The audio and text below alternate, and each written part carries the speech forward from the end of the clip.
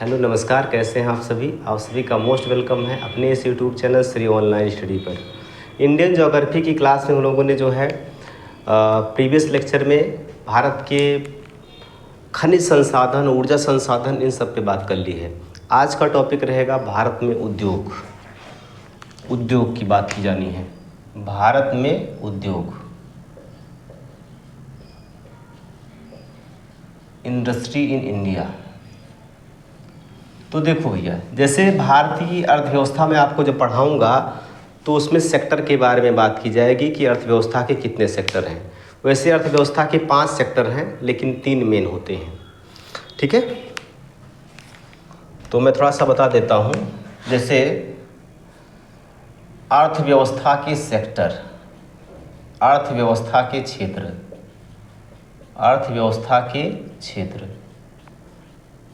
अर्थव्यवस्था के क्षेत्रों की अगर बात करें तो अर्थव्यवस्था के 3 क्षेत्र कौन कौन से? पहला है प्राथमिक क्षेत्र, प्राइमरी सेक्टर। दूसरा है द्वितीयक क्षेत्र।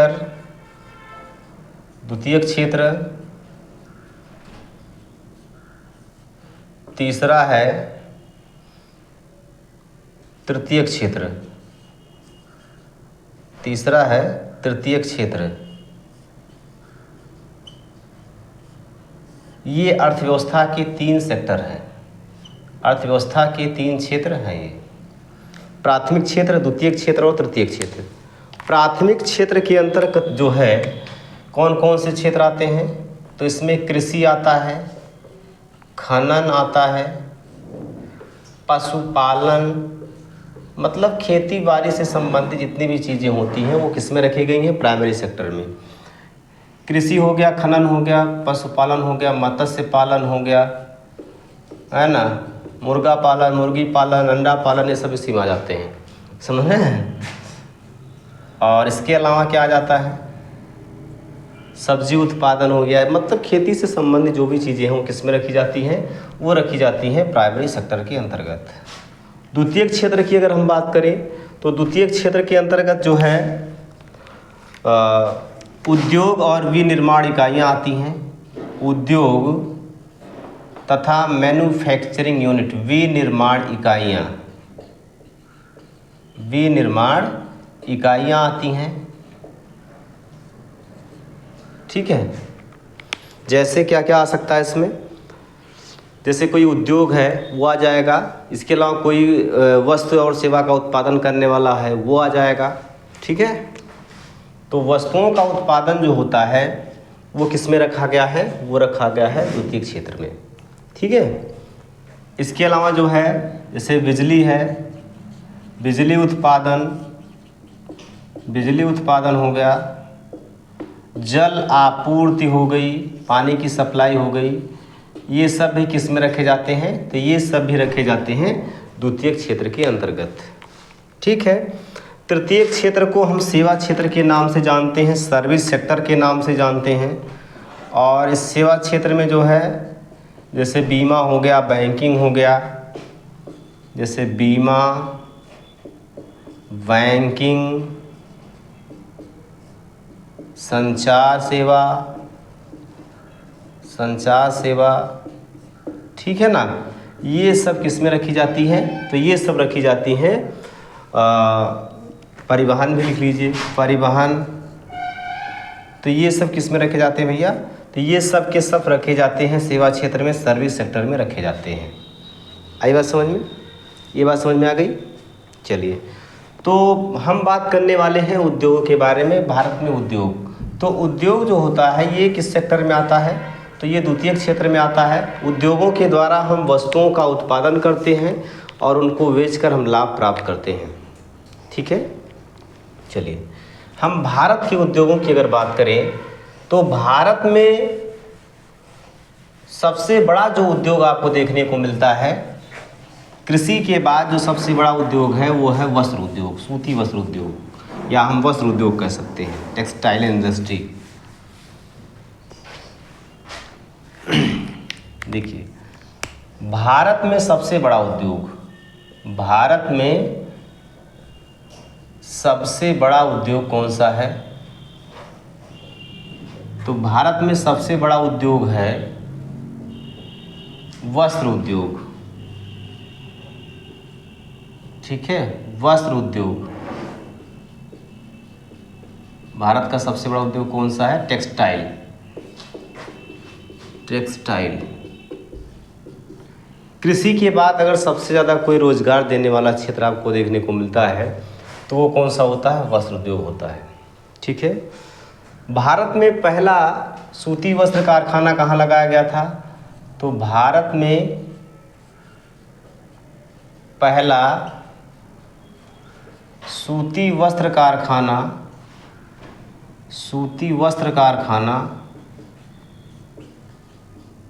ये लगाया गया था जो है 1818 ईस्वी में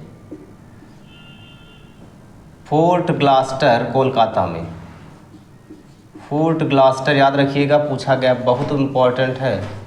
कब लगाया गया था? 1818। और कहाँ पर है ये? कोलकाता में। कोलकाता पहला सूती वस्त्र कारखाना ये लगाया गया था, परंतु ये जो है बहुत ज़्यादा सफल ना हो सका। ठीक है, इसके बाद 1854 के करीब में, 1854 में जो है 1854 में मुंबई में ये कारखाना क्या रहा? तो ये असफल रहा। ये जो फोर्ट ग्लास्टर में लगाया गया था ये सफल ना हो सका, ये असफल कारखाना रहा था, ये असफल हो गया। ठीक है, इसके बाद 1854 में जो है कवास जी डाबर के द्वारा जो है मुंबई में कहाँ पर? मुंबई में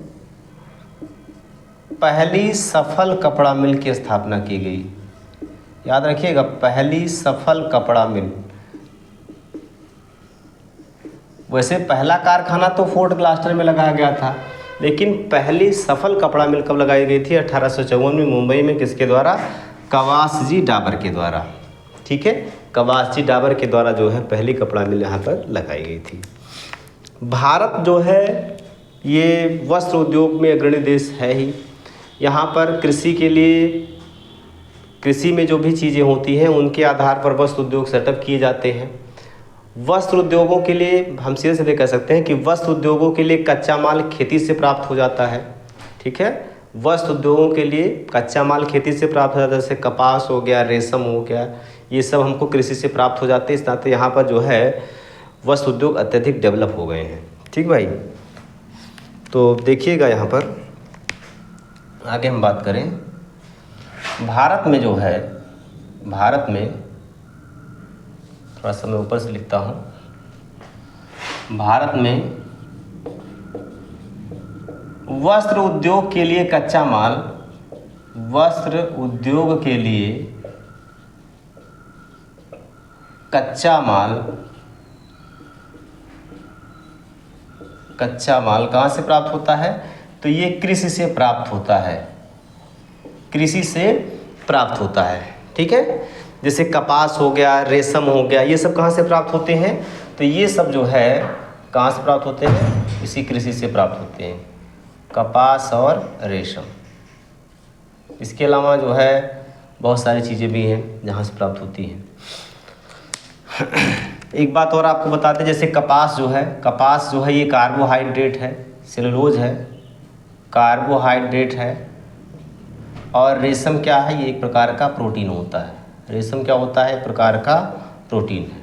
ठीक है, चलिए, भारत में कुछ क्षेत्र हैं जो वस्त्र उद्योग के लिए प्रसिद्ध हैं। वस्त्र उद्योग के लिए जो है प्रसिद्ध क्षेत्र हैं, वस्त्र उद्योग के लिए प्रसिद्ध क्षेत्र हैं। ठीक है, वस्त्र उद्योग के लिए प्रसिद्ध क्षेत्रों को जो है हम अलग अलग उपनामों से भी जानते हैं। तो देखिए, मैं एक बार बताता चलता हूँ आपको कि कौन कौन से ऐसे क्षेत्र हैं और इनके क्या क्या उपनाम हैं, उसको भी देखते चलिएगा। जैसे आपसे पूछेगा कि भारत का बोस्टन किसे कहते हैं, भारत का मानचेस्टर किसे कहा जाता है, उत्तर भारत का मानचेस्टर किसे कहते हैं, तो ये सारी चीज़ें। तो जैसे ये अपना प्यारा भारत है, भारत के अलग अलग स्थानों पर अलग अलग वस्त्र उद्योग हैं जिनको हम उनके अनेक उपनामों से जानते हैं। उसको भी आपसे सवाल पूछा जाता है, याद रखना होगा।